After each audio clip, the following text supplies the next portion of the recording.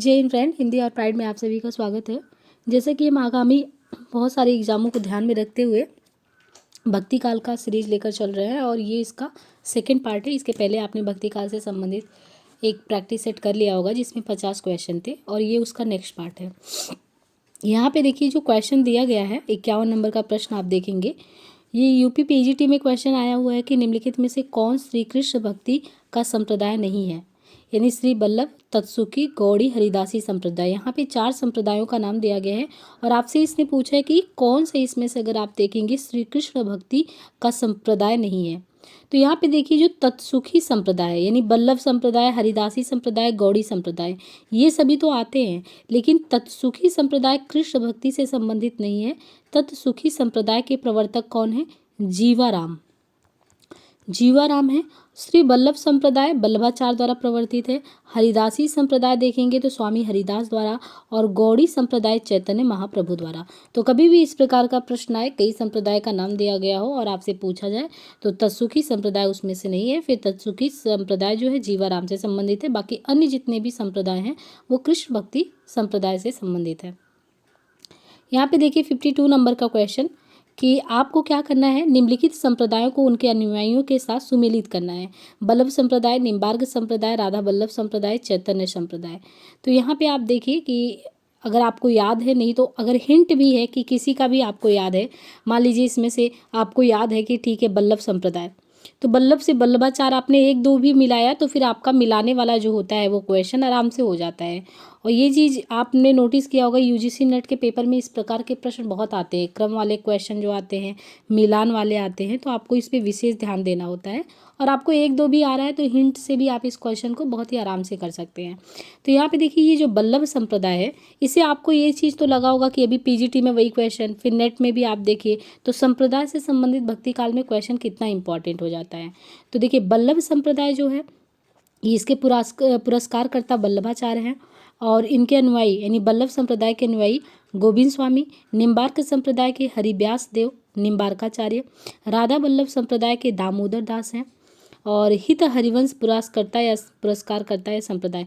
यानी ये ऐसे आपको याद रखना है कि बल्लभ संप्रदाय बल्लभाचार्य द्वारा, निम्बार्क निम्बार्काचार्य द्वारा, राधा बल्लभ हित हरिवंश द्वारा, चैतन्य संप्रदाय चैतन्य महाप्रभु द्वारा, हरिदासी सखी या टड्डी संप्रदाय, देखिए इसको 3 नामों से संबोधित करते हैं, हरिदासी संप्रदाय, सखी संप्रदाय या टड्डी संप्रदाय, ये जो है स्वामी हरिदास द्वारा। अब इसमें ये क्रम से जो दिया है ये इनके अनुयायियों का नाम दिया है कि बल्लभ को बल्लभ संप्रदाय के अनुयायी गोविंद स्वामी, निम्बार के हरिव्यास देव, राधा बल्लभ के दामोदर दास, चैतन्य संप्रदाय के गदाधर भट्ट, हरिदासी सखी या टड्डी संप्रदाय के जगन्नाथ स्वामी। बरवे नायिका भेद के रचनाकार कौन है? तो बरवे नायिका भेद, ये देखिए क्वेश्चन, आप इससे ये अंदाज़ा लगा सकते हैं कि भक्ति काल में रहीम जी कितने इंपॉर्टेंट है। आपने देखा होगा शुरू से जो हमने इसके पहले जो किया है सेशन, उसमें जो 50 क्वेश्चन थे उसमें भी रहीम जी के बार बार कितने इंपॉर्टेंट है कि कितने क्वेश्चन इनसे बने हैं। तो आपको पढ़ते समय भी बिल्कुल यही नोटिस करना है कि रहीम जी का अगर देखें बरवे नायिका भेद, बरवे नायिका भेद जो है ये रचनाकार इसके हैं बरवे नायिका भेद के रहीम दास।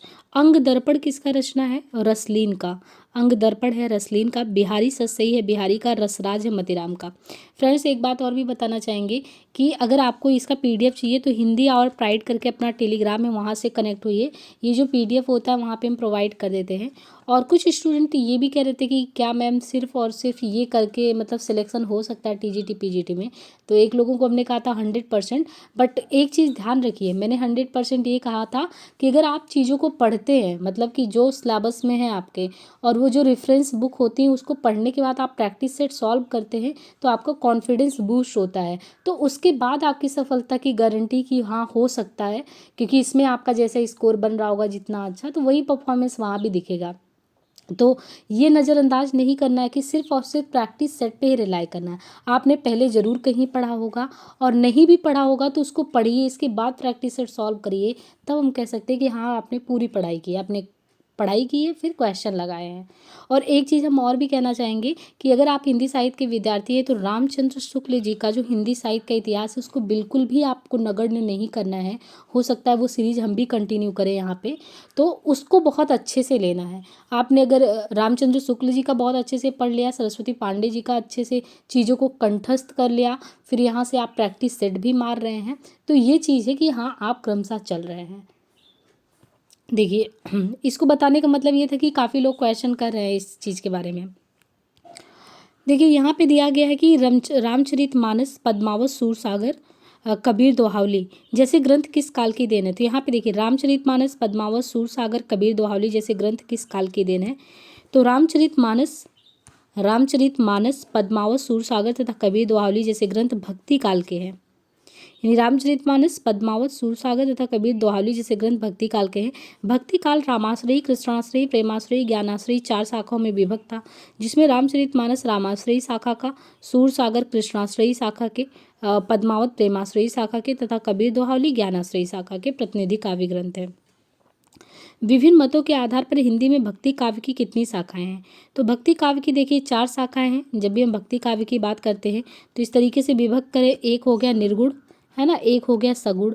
फिर आप निर्गुण में भी आ जाते हैं तो निर्गुण में भी आप ज्ञानाश्रयी और प्रेमाश्रयी बांट देते हैं, और सगुण में आते हैं तो आप फिर विभक्त कर देते हैं कृष्णाश्रयी शाखा और फिर राम भक्ति शाखा। कृष्ण में आपने सूरदास को लेना है और तुलसीदास जी को लेना है रामाश्रयी में। इसी तरीके से कबीर को निर्गुण में और सगुण में, अगर आप प्रेमाश्रयी में देखेंगे तो आपको जायसी को लेना है। तो इस तरीके से ये 4 खंडों में विभक्त हो जाता है। तो यहाँ पे देखिए दिया गया है विभिन्न मतों के आधार पर हिंदी में भक्ति काव्य को 2 धाराओं में बांट दिया गया है, एक है निर्गुण, एक है सगुण। इनमें से भी निर्गुण सगुण को भी 2-2 शाखाओं में बांटा गया है, ज्ञानाश्रयी और प्रेमाश्रयी, और सगुण की रामाश्रयी एवं कृष्णाश्रयी शाखा। इस तरीके से भक्ति काव्य की 4 शाखाएं हो गई हैं। यहाँ पे देखिए ये हमने कहा था कि जिस तरीके से संप्रदाय वाला क्वेश्चन बहुत आता है, इसी तरीके से आप देखिए एक वाद जैसे है कि शुद्धाद्वैतवाद, अद्वैतवाद, विशिष्ट द्वैतवाद। इसको हमने याद करने का थोड़ा सा आपको ये ट्रिकी वे में बताया था कि जैसे मुझे कैसे याद है कि जैसे राम जी, तो ऐसे याद करने के उससे बता रहे हैं कि राम जी जैसे विशिष्ट हैं, ठीक है। तो कम से कम ये याद रखिए कि राम जी का विशिष्टावाद हो गया, है ना, विशिष्ट द्वैतवाद राम जी का हो गया। इसके बाद हमने कहा कि शंकराचार्य का अद्वैत दर्शन सभी पढ़ते हैं कि ये दूसरा कोई नहीं, है ना, ब्रह्म जगत एक ही है सब। तो शंकराचार्य का तो अद्वैतवाद है। विशिष्टाद्वैतवाद रामानुजाचार्य का हो गया। अब यहाँ से आपको देखना है कि द्वैतवाद और शुद्ध द्वैतवाद ये किसका है। तो आपको एक चीज़ और भी ध्यान रखना है कि यहाँ पे जितने भी क्रमशः दिए हैं कि शुद्ध कौन है, वल्लभ, है ना, वल्लभाचार्य शुद्ध हैं। तो शुद्ध द्वैतवाद वल्लभाचार्य का हो गया, अद्वैत शंकराचार्य का, विशिष्ट राम जी के बारे में बताया, और द्वैतवाद के प्रतिष्ठापक कौन है, द्वैतवाद के माधवाचार्य हैं। तो इन चारों लोगों को आपको, विशिष्ट राम जी हैं, शुद्ध द्वैत वल्लभाचार्य हैं, द्वैत माधवाचार्य हैं, है ना, और अद्वैत शंकराचार्य हैं। इनको हम याद कराने का उसमें यही तो अच्छी बात है कि अगर आपने कोई वैसे ऑब्जेक्टिव टाइप में नहीं बल्कि 1 लाइनर फॉर्म में भी क्वेश्चन को, क्योंकि कुछ चीज़ें आपको हिंदी साहित्य में रटनी भी है समझने के साथ, तो उसके लिए सरस्वती पांडे का बुक बहुत ही अच्छा होता है। हो सकता है वो सीरीज जल्दी ही कंटिन्यू करे, क्योंकि आपको चीज़ें मेमोराइज बहुत फास्ट होंगी उससे, नहीं तो फिर कन्फ्यूजन बहुत होता है इन सब क्वेश्चन में, और हमें ये पता होता है कि इसी प्रकार के प्रश्न आएंगे, फिर भी हम गलत करके आते हैं एग्जाम में। अब देखिए वापस से आपको लग रहा होगा कि ये नेट के ही पेपर है, कंटिन्यूअस झारखंड टीजीटी पीजीटी में आया हुआ है, यहाँ पे फिर यूजीसी नेट में देखिए वापस से फिर वही क्वेश्चन आया है। आपको सारे संप्रदाय का नाम, उसके प्रवर्तक और उनके दर्शन, तो सोच लीजिए ना कि ये कितना ही इंपॉर्टेंट है, आप इसको बिल्कुल इग्नोर कर ही नहीं सकते। तो यहाँ पे देखिए जैसे दिया है विशिष्ट, अभी हमने याद कराया कि विशिष्ट है राम जी से श्री राम बोलते हैं ना, तो श्री संप्रदाय राम जी के द्वारा विशिष्ट द्वैतवाद। अब देखिए द्वैतवाद, द्वैत माधवाचार्य और ब्रह्म। विष्णु, अब देखिए विष्णु जी, तो ऐसे करिए कि विशिष्ट राम जी हैं तो शुद्ध कौन है, विष्णु जी हैं, तो विष्णु स्वामी प्रवर्तक है, संप्रदाय है रुद्र संप्रदाय। निम्बार्का का द्वैतवाद और सनकादि संप्रदाय, और बल्लभ का शुद्ध द्वैतवाद। देखिए भक्ति का आपको भारतीय चिंतन धारा का जो है स्वाभाविक विकास किसने माना है। तो जो भक्ति काव्य उसको भारतीय चिंतन धारा का स्वाभाविक विकास किसने माना है, हजारी प्रसाद द्विवेदी जी ने। भक्ति काव्य को भारतीय चिंतन धारा का स्वाभाविक विकास जो है डॉक्टर हजारी प्रसाद द्विवेदी जी ने माना है। यानी अगर देखें तो भक्ति काव्य जो चिंतन धारा है एक तरीके से युग में अपने आप ही आई है, तो ये स्व-विकास की देन है। और नहीं तो ग्रियर्सन कहते हैं नहीं नहीं ये तो ईसाइयत की देन है। रामचंद्र शुक्ल जी भी कहते हैं कि ये आक्रमण की प्रतिक्रिया है, जनता हताश थी तो। लेकिन इसमें हजारी प्रसाद द्विवेदी का मानना नहीं, जो भक्ति काल में लोगों के मन में जो भक्ति का भाव उपजा है वो हमारे खुद के लोगों के बीच में है। तो ये स्व जागरण की भावना है, ना कि किसी ने हमें जगाया है, ये चीज़ है। यहाँ पे देखिए निम्नलिखित काव्य पंक्तियों को उनके रचनाकारों के साथ सुमेलित करना है आपको। ओनई घाट परा जग छाहा, आवत जात पनहिया टूटी, अति मालिन वृष भानु कुमारी, कीरत भनित भूत बल सोई। तो यूजीसी नेट में देखिए ये भी इसी प्रकार के भी क्वेश्चन आते हैं कि आप भक्ति काल में देखिए जितने भी रचनाकार हैं, कबीर, सूर, तुलसी, इन सभी की जो इम्पॉर्टेंट पंक्तियाँ होती हैं उसको मिलाने के लिए देता है। तो जैसे ओने घटा परि जुग चाहा, आवत जात पनहिया टूटी, अति मलिन वृष भानु कुमारी, ये पंक्तियाँ किसकी हैं, इस प्रकार आपको मिलाने के लिए देता है। तो जैसे ये जायसी हैं जो कि प्रेमाश्रयी शाखा के कवि हैं, तो उन्होंने कहा है ओने घटा परि जग छाहा, ओने घटा परि जग छाहा, जायसी की पंक्ति है। आवत जात पनहिया टूटी, आवत जात पनहिया टूटी कुंभन दास के द्वारा है। अति मलिन वृष भानु कुमारी सूरदास के द्वारा है। और कीरति भनित भूति भल सोई, ये तुलसीदास जी का है। तो ओने घटा जायसी, आवत जात कुंभन दास का, अति मलिन वृष भानु कुमारी सूरदास जी का, कीरत भनित भूत भल सोई तुलसीदास जी का।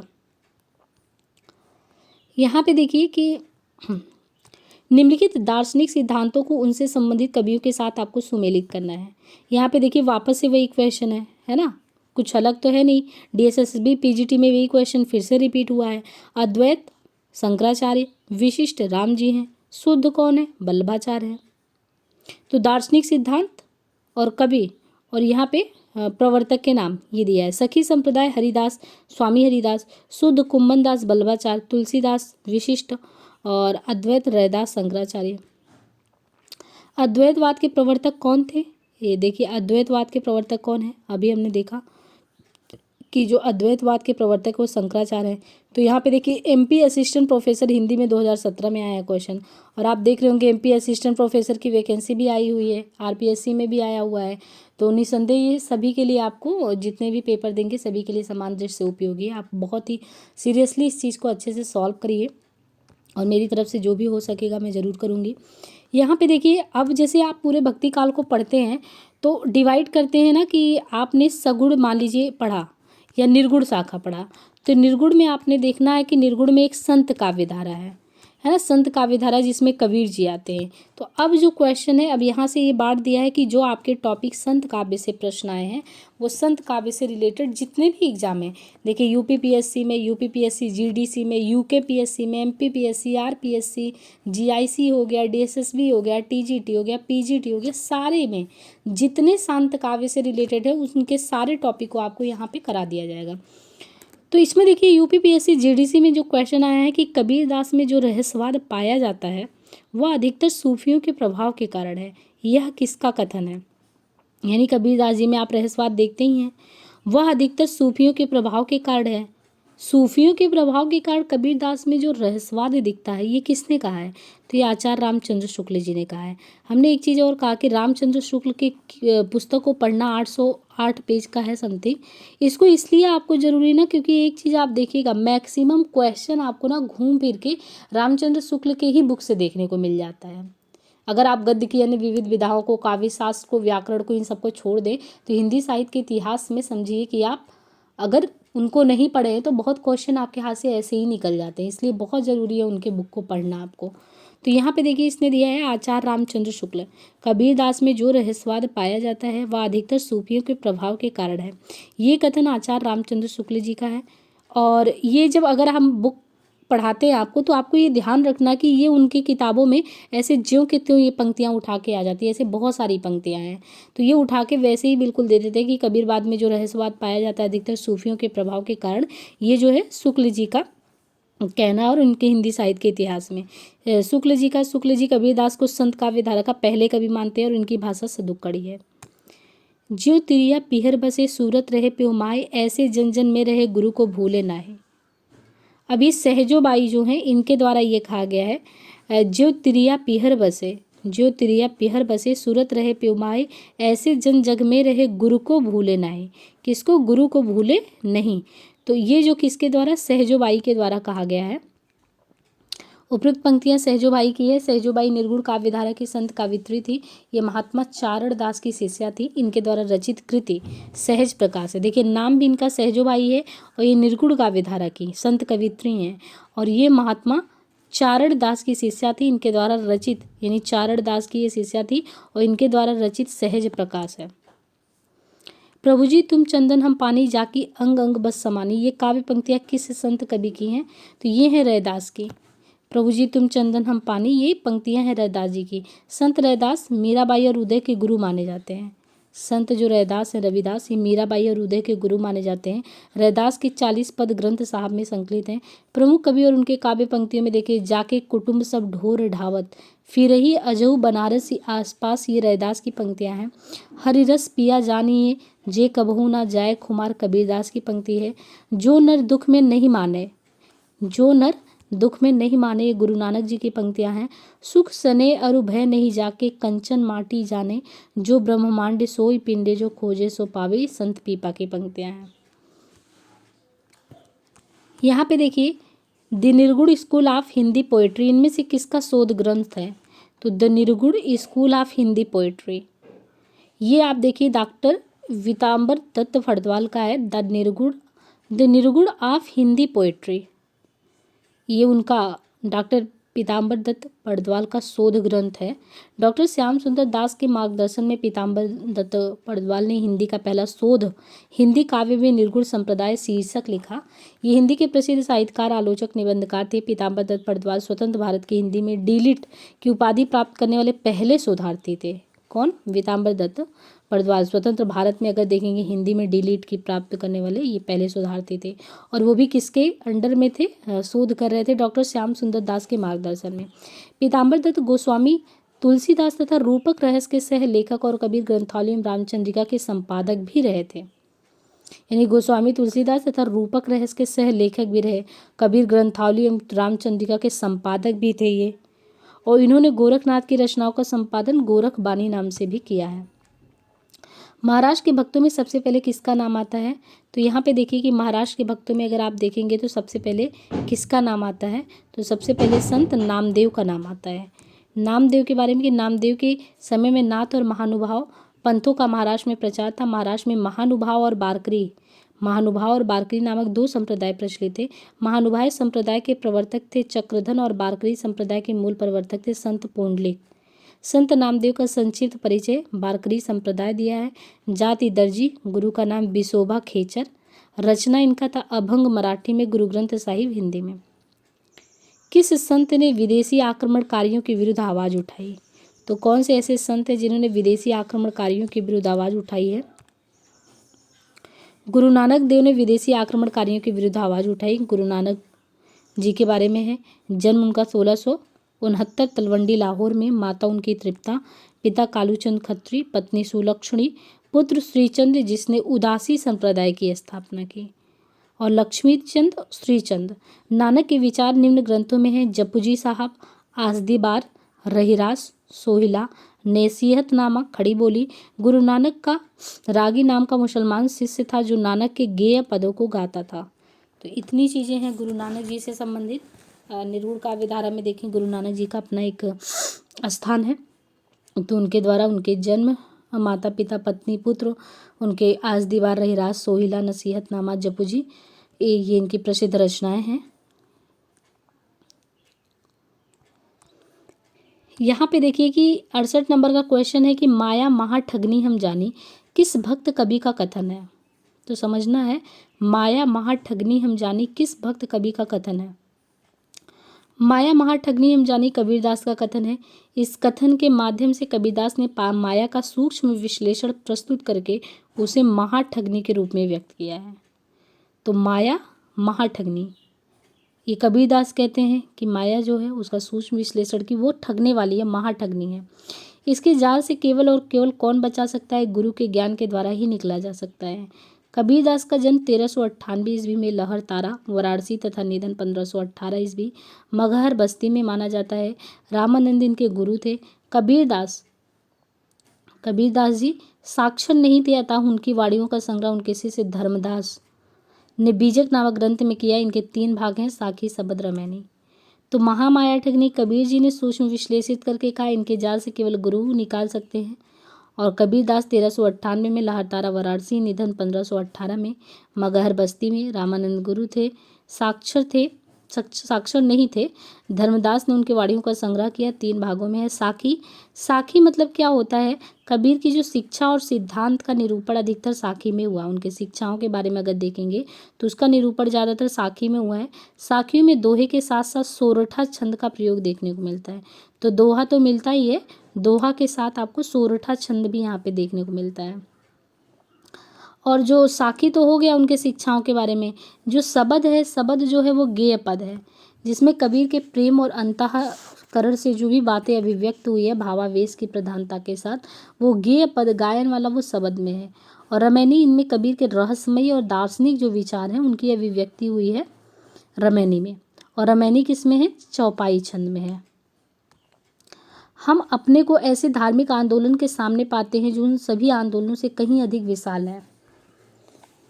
तो ऐसे में भारतवर्ष में ऐसा जो है कभी नहीं देखा। तो भक्ति आंदोलन विषय की यह उक्ति किसकी है? तो ये उक्ति अगर हम देखेंगे तो जॉर्ज ग्रियर्सन की है।